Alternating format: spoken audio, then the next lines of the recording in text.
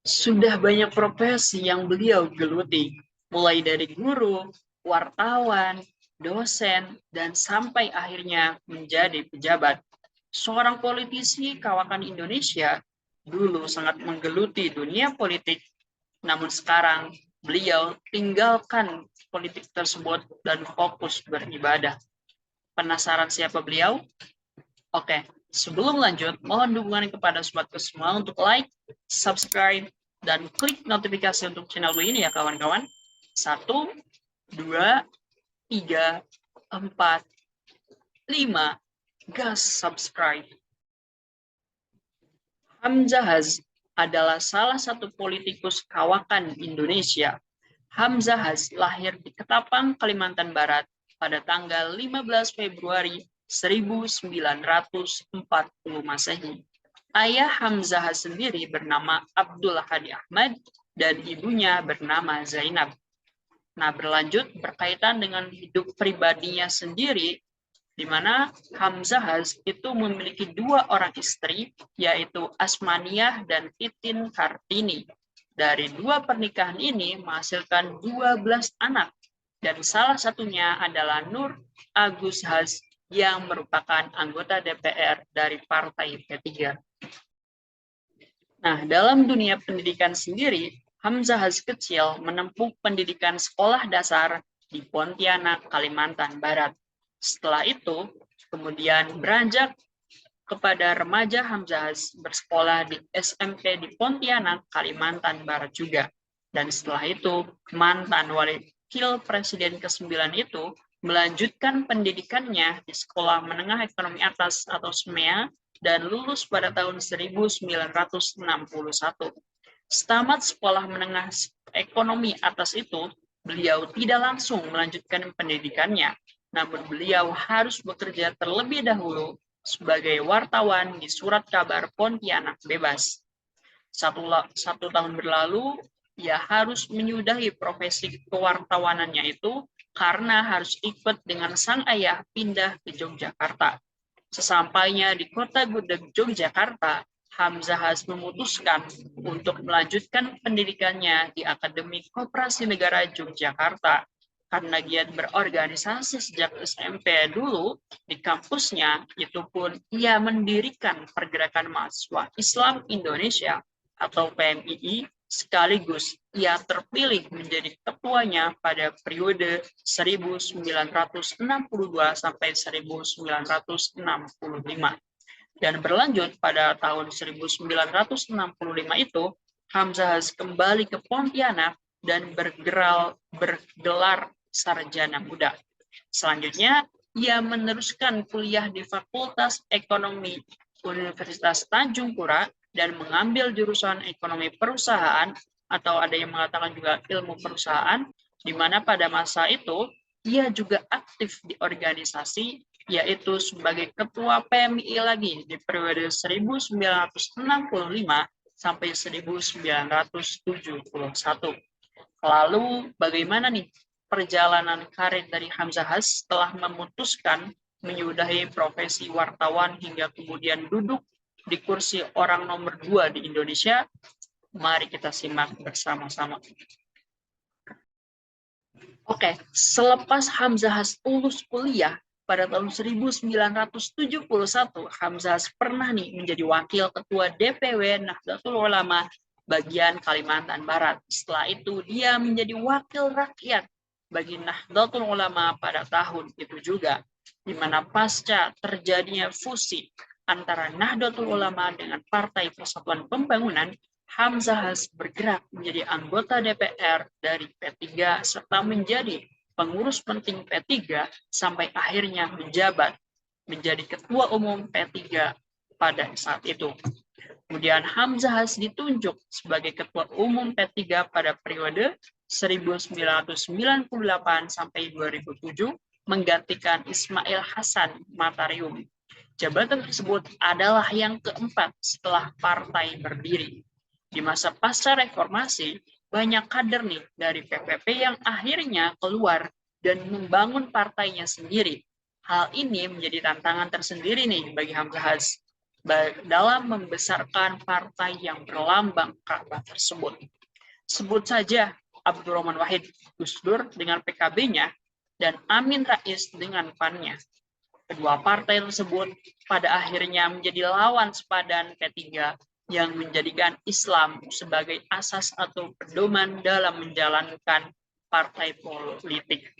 Jadi meskipun ketiga partai ini berbeda guys, tapi tujuannya sama, yaitu sama-sama menjadikan Islam sebagai asas pedoman dalam berpolitik di negara kita itu guys. Oke, dan pada 98 Hamzahas kembali diangkat. Hamzahas diangkat dipercaya menjadi Menteri Negara Investasi atau Kepala Badan Koordinasi Penanaman Modal yang disingkat BKPM oleh Presiden B.J. Habibie. Tetapi ia mengundurkan diri nih guys. Setelah 1 tahun menjabat. Akibatnya kenapa?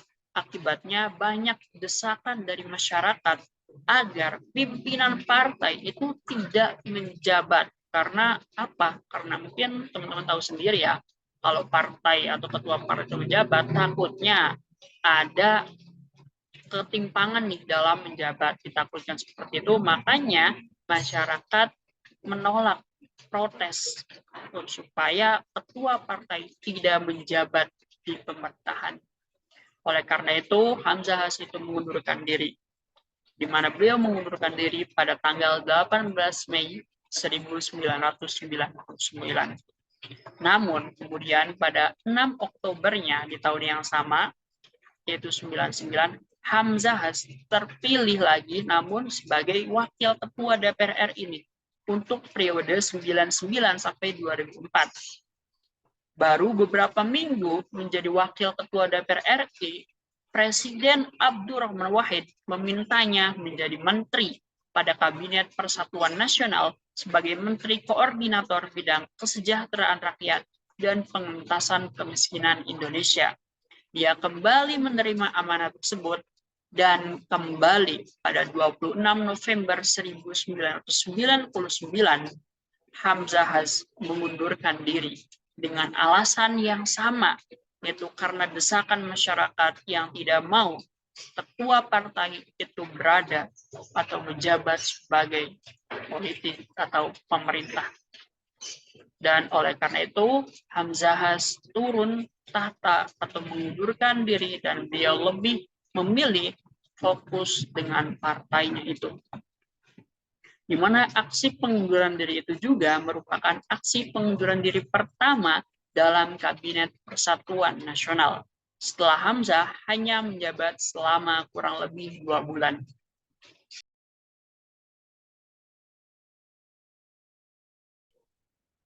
Oke guys, setelah kurang lebih 2 tahun sibuk mengurusi partainya, puncaknya beliau menjadi wakil presiden di tahun 2001.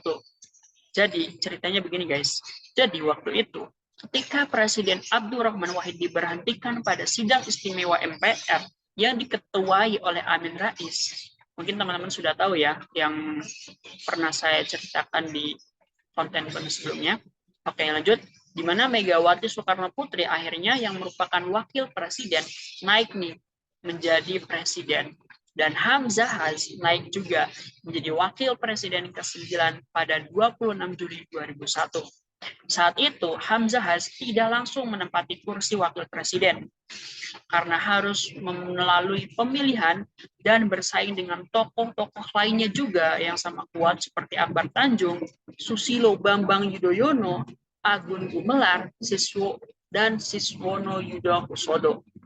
Jadi guys, puncak karir politik Hamzahas adalah ketika ia berhasil menjabat sebagai wakil presiden Republik Indonesia nih, yang menggantikan Megawati Soekarno Putri yang saat itu naik jabatan menjadi Presiden Republik Indonesia menggantikan Presiden Gus Dur. Itu kurang lebih.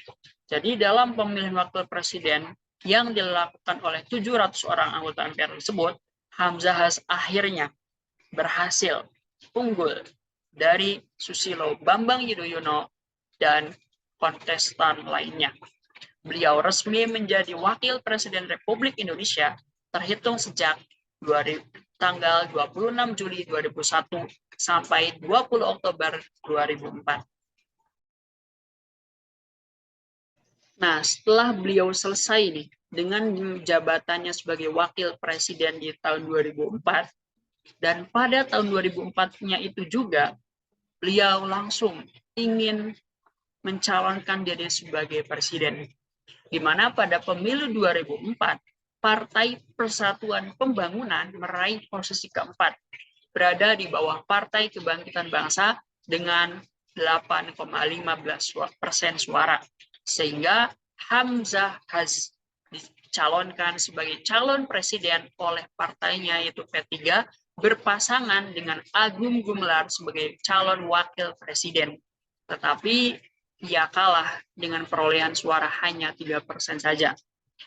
Oke, setelah 10 tahun vakum di dunia pencalonan pemimpin bangsa, guys, pada tahun 2014, Hamzah Has kembali bersuara nih dengan mengatakan bahwa nasionalis dan spiritualis atau agamais pantas untuk digabungkan agar berhasil memimpin Indonesia 5 tahun ke depan.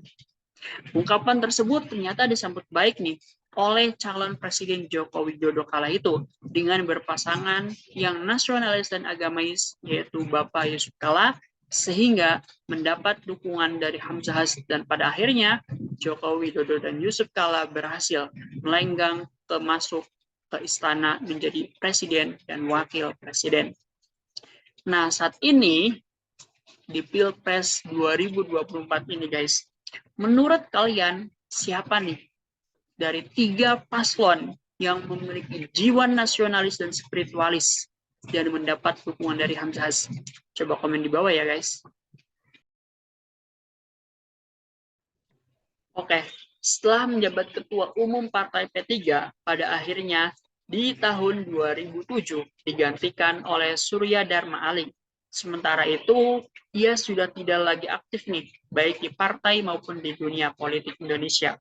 Meski tidak melalui tahapan pemilu, peran pria asal Ketapang, Kalimantan Barat ini tetap patut untuk diapresiasi, guys. Hamzah Has juga menjadi salah satu kader terbaik yang dimiliki oleh P3 sejauh ini. Hamzah Has kini sudah meninggalkan urusan duniawinya. Dia tak mau lagi mengurusi politik atau hiruk-pikuk pemerintahan lainnya. Fokusnya adalah beribadah dan mengurus keluarga besarnya termasuk cucu-cucunya.